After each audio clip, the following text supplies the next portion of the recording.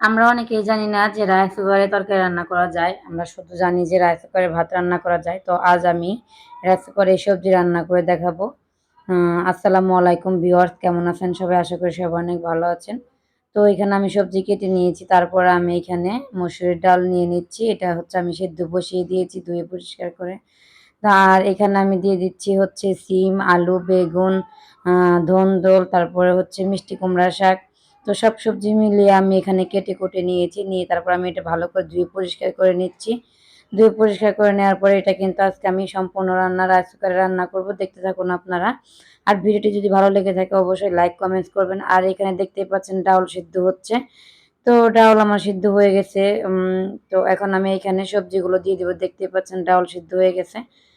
তো এখানে আমি সবজিগুলা দিয়ে দিলাম। আর এখানে কিন্তু আমি বলে দিলাম সিম, তারপরে হচ্ছে বেগুন, ধন্দল, তারপরে আলু আর হচ্ছে আ মিষ্টি কুমড়া শাক।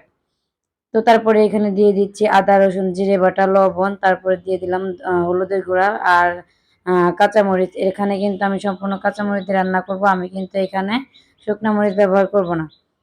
তো আপনারা কিভাবে রাইস কুকারে তরকারি রান্না করেন কিনা আমি জানি না। তবে রাইস কুকার তরকারি কিন্তু অনেকটা স্বাদ হয়, টেস্ট হয়। আপনারা একবার রান্না করে খেয়ে দেখবেন।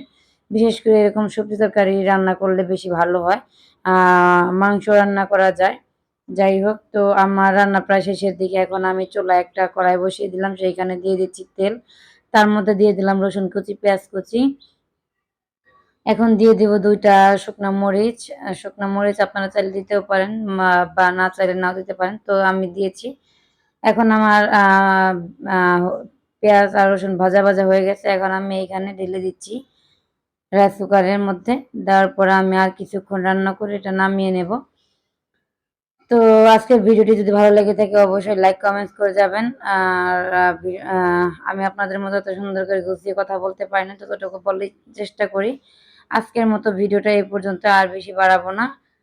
ধন্যবাদ। সবাই ভালো থাকবেন, সুস্থ থাকবেন। সবাই নিজের প্রতি নিজের খেয়াল রাখবেন। আল্লাহ হাফেজ।